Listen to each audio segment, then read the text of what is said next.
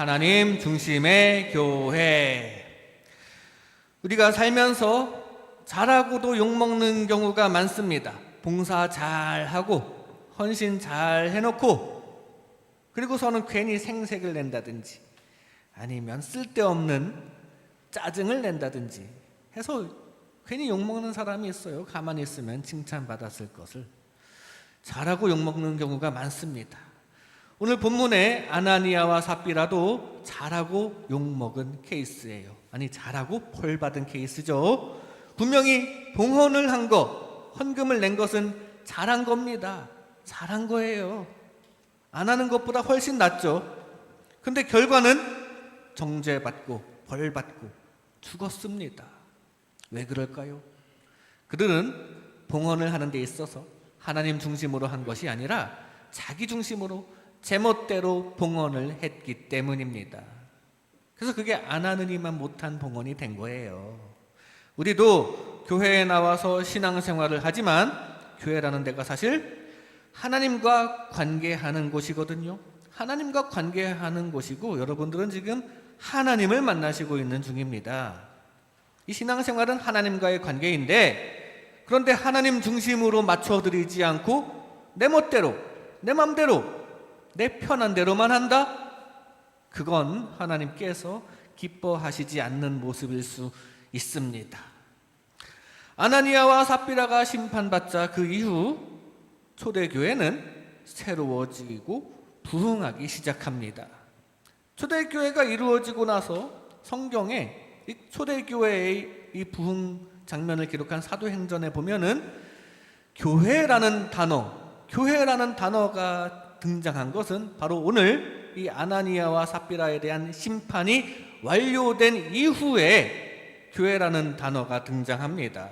제멋대로 봉헌을 하여 하나님의 눈살을 찌푸리게 했던 그들이 심판받은 이후에 비로소 교회다운 교회가 되었다는 얘긴데 이게 시사하는 바가 있습니다. 바로 교회 안에 영적 불순물이 제거가 된 이후에 비로소 하나님 중심의 교회다운 교회가 된다는 얘기예요. 이게 우리 교회가 나아가야 할 방향입니다. 그러기 위해서는 하나님과의 관계를 방해하는 영적 불순물을 제거해야지 하나님 중심으로 신앙생활을 제대로 할 수 있습니다. 오늘 아나니아와 삽비라 사건에 들어있는 영적 불순물을 살펴보면 우리도 어떻게 교회다운 교회를 만들 수 있을지를 알 수 있습니다. 교만이라는 영적 불순물을 제거해야 합니다. 세상사랑이라는 영적 불순물도 제거해야 합니다. 그리고 회개로 영적 불순물, 죄를 제거해야 하는데요. 이 시간 이런 말씀을 나눌 때 영적 불순물을 잘 제거하여 나아가면서 부흥하는 우리 반석교회 되시기를 주님의 이름으로 축복합니다. 먼저 나 말고 하나님을 높여야 합니다. 나 말고 하나님을 높여야 합니다. 오늘 본문 사도행전 5장 2절 말씀에 그 값에서 얼마를 감춤해 그 아내도 알더라. 얼마만 가져다가 사도들의 발 앞에 두니. 아나니아와 삽비라가 소유의 일부를 안 낸 게 문제가 아닙니다. 그 중에 일부를 내지 않은 게 문제가 아니에요. 잘 보면 얼마를 감추었다라고 하죠. 감춘 거예요. 감춘 게 문제입니다. 사람들 앞에 감춘 거죠. 즉 사람들 보기에 그게 마치 전부인 것처럼 나타나게 했다 이겁니다. 그게 잘못이라는 거예요. 사도들의 발 앞에 두었다고 했죠. 그 행동은 바로 앞에 바나바의 봉헌과 똑같은 모양새입니다. 바로 앞에 사도행전 4장 37절에도 똑같이 바나바가 사도들의 발 앞에 두었다라고 적혀 있습니다. 즉 사람이 보기에는 바나바의 봉헌이나 아나니아의 봉헌이나 똑같이 보였다는 거예요. 사도들의 발 앞에 두는 똑같은 행동처럼 보였다 이겁니다. 똑같이 보이도록 아나니아가 꾸몄다 이거예요. 실은 똑같지 않은데 말이죠. 당시 분위기가 너도 나도 자기 땅을 팔아서 사도들의 발 앞에 두고 사도들은 하나님의 뜻에 따라서 그걸 또 어려운 자에게 나누어 주고 그래서 그 결과 초대교회에는 가난한 사람이 없도록 나름 이상적인 분배가 이루어지는 좋은 분위기 가운데 있었습니다. 그리고 아마 바나바는 칭찬도 받았을 거예요. 그래서 아나니아도 칭찬이 받고 싶은 겁니다. 자기 명예를 높이고 싶어졌습니다. 나도 바나바처럼 칭찬해줘. 그런데 전부를 바치기는 힘들어 하면서 실제 이 봉헌이 온전하지 않지만 일부분만 낸 것이지만 감추면서 마치 온전한 봉헌을 한 것처럼 칭찬만 받으려고 했습니다. 그러나 베드로에게 딱 걸렸죠. 베드로가 지금 어떤 사람입니까? 아주 영빨이 극에 달하는 사람입니다. 지금 안진뱅이를 일어나 걸으라는 말씀으로 치유하는 이 성령의 능력을 막 발산하는 그런 상황이었어요. 성령 충만한 사람이었습니다. 입만 열면 막 사람들이 은혜를 받고 하루에도 3,000명씩 하나님을 믿게 되는 그런 사람이었어요. 그런 베드로에게 속마음, 아나니아의 속마음이 딱 걸린 겁니다. 그 속마음을 감지한 베드로가 말하기를 아나니아는 사람에게 거짓말한 것이 아니라 하나님을 속인 것이라고 합니다. 아나니아는 자기가 사람만 잘 속이면 된다고 착각하고 있었던 거예요. 그리고 마음속에는 이 사람 눈에는 잘 드러나지 않는 시커먼 마음이 마음속에 있었는데 그 시커먼 마음은 자기를 드러내려는 교만이었습니다. 그리고 그 교만한 마음은 철저하게 심판받게 되었습니다. 하나님이 아닌 나 자신을 높였기 때문이에요. 이렇게 우리는 나 말고 하나님을 높여야 합니다. 나 말고 하나님을 높여야 할 줄로 믿습니다. 자기 의를 드러내며 시기와 질투, 위선으로 주님의 일을 하는 것은 영적 불순물입니다. 그 시커먼 마음은 심판받고요. 그 불순물이 제거되어야 그 다음에 초대교회도 더 부흥하게 되었는데요. 우리도 이 교만이라는 영적 불순물을 제거하면서 그런 여러분들이 모여서 더 교회다운 교회가 되시기 바랍니다. 교회는 하나님을 높이는 곳입니다. 아니, 우리는 당연히 하나님을 높여야만 하는 존재들이에요. 왜냐하면 우리는 당연히 죽어 마땅한 죄인이기 때문입니다.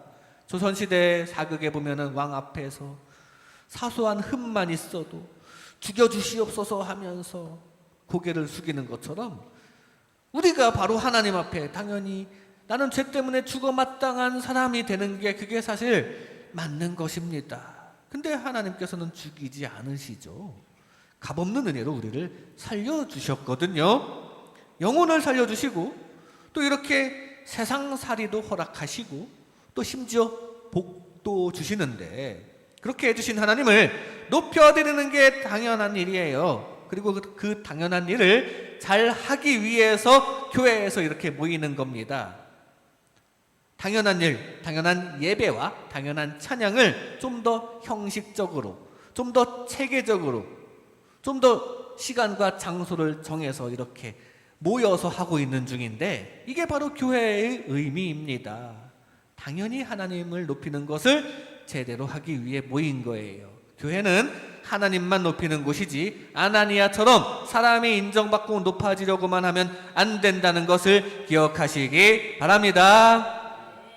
다윗은 항상 만군의 여호와의 이름만을 높였습니다. 세상의 도구나 자신의 힘을 의지하지 않았습니다. 그랬으면 세상의 도구나 자신의 실력이 인정받기를 원하는 마음이 그 다윗을 틈탔을 수도 있지만 다윗은 그런 사적인 욕심을 원천 봉쇄했어요. 그냥 무조건 하나님만 높이는 것을 기본으로 삼았습니다. 오직 하나님만 믿고 처음부터 주님의 이름만 내세우면서 나아갔습니다. 그런 다윗이 승리하면 하나님께서 영광 받으시게 되고 하나님께서 높아지시니까 하나님께서도 기꺼이 다윗이 승리하기를 원하시게 되죠. 다윗에게 승리를 계속 주시게 됩니다. 우리도 절대자이신 주님을 무조건 높이는 가운데 주님께서 도와주시는 승리가 여러분에게 가득하시기 바랍니다. 사람이기에 인정받고자 하는 욕구가 있는 건 어쩔 수 없습니다. 아나니아도 인정받고 싶어서 그랬을 거예요. 근데 그 수단이 잘못되었어요. 거짓과 위선으로 주님의 일을 하면서, 그러면서 인정받으려고 한 것이기 때문에 저주를 피할 수가 없었습니다. 만약 하나님을 온전히 찬양하는 마음이 있었다면 그런 위선적인 태도를 가졌을까요? 하나님의 영광을 빼앗으려고 했을까요? 하나님을 온전히 높이려는 마음이 없어서 그런 거예요. 우리는 하나님만 온전히 높이려는 마음이 있어야 합니다. 기본적으로 하나님을 높이려는 마음이 있어야 합니다. 교회는 그런 마음을 가지고 모이는 곳입니다. 예배하면서, 찬양하면서, 기도하면서 하나님만 철저히 높이시기 바랍니다. 그리고 삶 가운데에서도 늘 주님을 찬양하시기 바랍니다. 좋은 일 있으면 주변에 대해서도 또 주님 자랑을 하고 주님께 영광을 돌리고, 이렇게 주님을 높여드리는 마음으로 가득 채우시기 바랍니다. 그러는 가운데 주님께서 주시는 축복을 받아서 진정 칭찬받는 교회가 되고 각자 삶에서도 그리스도의 향기가 피어나시기를 주님의 이름으로 축복합니다. 나 말고 하나님을 높여야 합니다. 다음으로 세상 말고 하나님을 의식해야 합니다. 세상 말고 하나님을 의식해야 합니다. 오늘 본문 사도행전 5장 4절 하반절에 보면 사람에게 거짓말한 것이 아니요 하나님께로다 라고 합니다. 아나니아는 거짓말을 했어요. 근데 그 거짓말은 사람에게 한 것이 아니라 하나님께 거짓말한 것이다 이겁니다. 사람의 눈에는 똑같아 보여도, 그래서 거짓말로 사람을 속여서 마치 자기가 하나님께 제대로 온전히 봉헌을 잘한 것처럼 여김 받을지 몰라도 영빨이 강한 베드로에게는 딱 걸렸습니다. 아니, 지금 베드로가 어떤 사람인지도 모르고 베드로 앞에 감히 속이는 마음을 가지고 베드로 앞에 나타난 겁니까? 늘 기도하는 베드로를 봤다면, 그리고 앉은 뱅이를 고치는 기적적인 치유 사역을 베푸는 걸 가까이에서 봤다면, 그걸 봤다면 마땅히 베드로에게 성령님도 함께하고 계신다는 것을 느꼈어야죠. 그게 하늘의 일이라는 걸 알았어야죠. 하나님의 살아계심을 의식했어야죠. 아나니아도 그걸 느꼈어야 하고 모든 교인들이 다 그걸 느꼈어야 했어요. 베드로가 치유 기적을 이끌어냈는데 그게 무슨 마술이라도 부려서 병을 고쳤다고 여기는 걸까요? 하나님의 섭리와는 상관없이 우연히 기적이 발생했다고 여기는 걸까요? 아나니아와 삽비라는 세상적인 것들만 잔뜩 신경 쓰다 보니 하나님을 의식하지 못하고 있었습니다. 그게 하나님께서 하신 일이라는 걸 깨닫지 못하고 있었어요. 살아계셔서 일하고 계시는 하나님을 잊고 있었고, 그 하나님은 우리 속마음을 다 보고 계신다는 걸 망각하게 되었고, 그러다가 죄를 짓고 벌받게 된 겁니다. 하나님이 느껴지지 않으니까요. 이렇게 우리는 세상 말고 하나님을 의식해야 합니다. 늘 하나님 살아계심을 느껴야 합니다. 우리가 세상만 의식하다 보면 세상만 사랑하게 되고, 그러다 하나님의 살아계심을 망각하게 되고, 그러다가 죄를 짓게 됩니다. 세상만 사랑하는 이 영적 불순물을 제거하면서 늘 임재하시는 성령님과 함께하는 교회다운 교회 되시기 바랍니다. 아나니아와 삽비라가 벌을 받은 결과 사람들이 하나님을 두려워하게 되었다고 오늘 말씀 11절에 증거하죠. 그게 맞는 겁니다. 두려워해야 해요. 하나님을 늘 의식하며 두려워해야 마땅합니다. 그래서 이제 정말 하나님을 의식하고 성도들이 두려워하는 마음을 갖는 가운데 그렇게 초대교회는 참교회가 되고 부흥이 되었나 봅니다. 하나님 의식하고 있으니까요.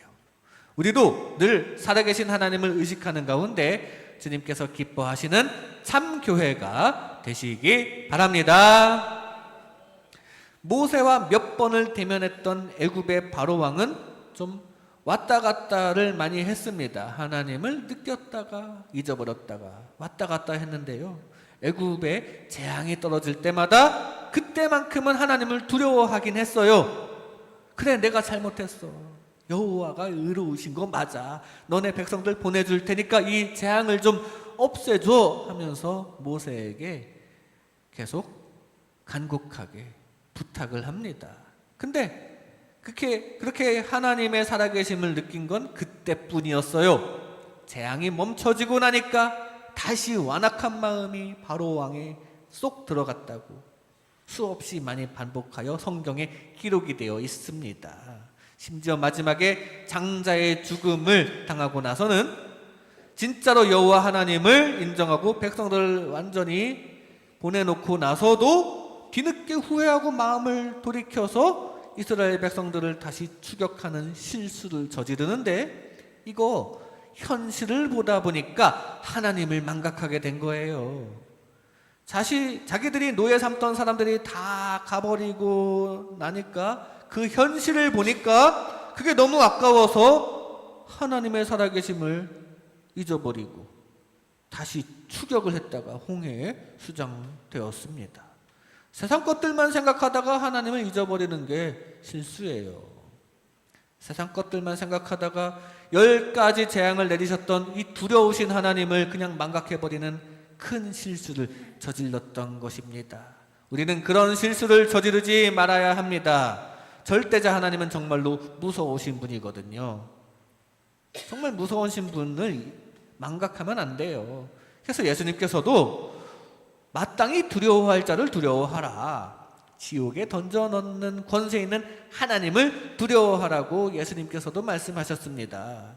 그 하나님께서 버젓이 살아서 역사하시는데 그걸 망각한다는 것은 큰 실수가 되는 것이고, 그 실수는 우리가 세상 것에 집착할 때 그 실수를 하기가 쉽게 됩니다. 그래서 우리는 세상 것에만 너무 집착하지 말아야 합니다. 세상 것에 눈이 확 돌아버려서 하나님을 잊어버리기라도 하면 안 된다는 사실이에요. 아나니아도 세상 것에 눈이 확 돌아가니 정작 자기 재산이 바치려는 그 물질이 아깝게 보이고, 그때 하나님의 두려움이, 하나님을 두려워해야 한다는 것을 망각하게 되었던 것입니다. 그래서 교회는 그 하나님을 늘 의식하게끔 만드는 기능이 있습니다. 우리가 이렇게 습관적으로 예배를 드리더라도, 형식적인 기도를 하더라도 하나님은 꼭 의식하고 가세요. 예수님께서는 교회를 내 집은 만민이 기도하는 집이라고 선포하시면서 기도하며 하나님을 의식하는 곳이라고 강조하셨습니다. 오늘도 교회에서 늘 하나님께 기도하며 하나님 의식하고 하나님 만나고 가시기 바랍니다. 서로 기도하면서 하나님의 살아계심을 서로 공유하면 더 좋고요. 삶 가운데에서도 스스로 기도하면서 하나님을 늘 의식하시기 바랍니다. 세상에만 너무 빠지지 말고 쉬지 않고 기도하며 하나님을 적절하게 두려워하는 가운데 그 하나님께서 함께 하시는 부흥이 여러분의 삶에도 가득하시고 우리 교회도 부흥하는 교회가 되시기를 주님의 이름으로 축복합니다. 세상 말고 하나님을 의식해야 합니다. 마지막으로 죄 말고 하나님을 사랑해야 합니다. 죄 말고 하나님을 사랑해야 합니다. 오늘 본문 사도행전 5장 9절 말씀에 베드로가 이르되 너희가 어찌 함께 꾀하여 주의 영을 시험하려 하느냐? 보라, 네 남편을 장사하고 오는 사람들의 발이 문 앞에 이르렀으니 또 너를 메어 내가리라 하니. 앞에 2절에도 보면 얼마를 감춘 것을 아내도 알고 있다고 증거하는데요. 베드로는 이에 대해서 아나니아와 삽비라는 함께 꾀하여 주의 영, 성령을 시험하고 있었다고 합니다. 즉 부부가 상의한 결과라는 거예요. 재산 일부를 감추고 사람들 앞에서는 재산을 다 팔아서 나눈 것처럼 보이면서 물질도 취하고 명예도 취하기로 공모했다는 얘기입니다. 부부가. 이건 그냥 단순히 실수로 지은 죄의 차원을 넘어서 죄인 줄 알고 짓는 죄였던 것입니다. 죄인 줄 알고 공모해서 일부러 지은 죄라는 거예요. 우리는 죄가 죄인 걸 알아야 하고요. 죄는 나쁜 것이라는 걸 늘 숙지해야 합니다. 그런 나쁜 것에 빠져들지 않게 되도록 서로 슬기롭게 또 권면해줘야 할 가족이 지금 죄를 함께 향하고 있다는 것은 그만큼 죄를 사랑하고 있었다는 거예요. 하나님 말고 세상만 사랑하고 있었다는 겁니다. 온 가족이 함께 말이죠. 물질과 명예만 사랑하고 있었다는 거예요. 그러나 그들이 그렇게 사랑하는 죄와 물질과 명예는 인간을 살리지 못합니다. 에덴 동산에서부터 죄 때문에, 그리고 물질과 명예 때문에 지은 그 죄 때문에 인간에게 부끄러움과 고통과 죽음이 에덴 동산에서부터 시작이 되었거든요. 죄는 생명의 근원이신 하나님의 반대편에 있기 때문이에요. 그래서 생명과 반대 방향에 있는 것들이 주어지게 되는 것입니다. 아나니아와 삽비라가 그 죄를 사랑하였다가 생명의 반대편으로 확실하게 끌려가게 되는 모습을 오늘 보게 되었죠. 이렇게 우리는 죄 말고 하나님을 사랑해야 합니다. 왜냐하면 하나님이 생명의 근원이시기 때문입니다. 특히 교회는 서로 하나님을 사랑하게끔 도와줘야 합니다. 그래서 교회에서 회개를 권면하는 것이고요. 공생애 때 예수님과 세례 요한도 그래서 회개를 선포했던 것입니다. 죄를 사랑하는 이 영적 불순물을 제거하면서 그 반대편에 있는 하나님을 더 사랑하는 교회다운 교회가 되시기 바랍니다. 1907년 평양의 대부흥에 불을 지핀 길선주 목사님은 자기 자신을 아간같이 거짓으로 남의 것을 가로채는 사람이라고 고백하면서 회개에 불을 지폈습니다. 그 전까지는 왠지 은혜가 임하지 않고 있었는데 문득 자기 자신의 죄가 생각나면서 그래서 먼저 공개석상에서 회개를 하니까 그게 이제 자연스럽게 너도 나도 나와서 자신의 죄를 자백하는 회개하는 분위기로 이어지고, 그러는 중에 성령께서 들어오고 죄가 빠져나가고 그렇게 대부흥이 일어났다고 합니다.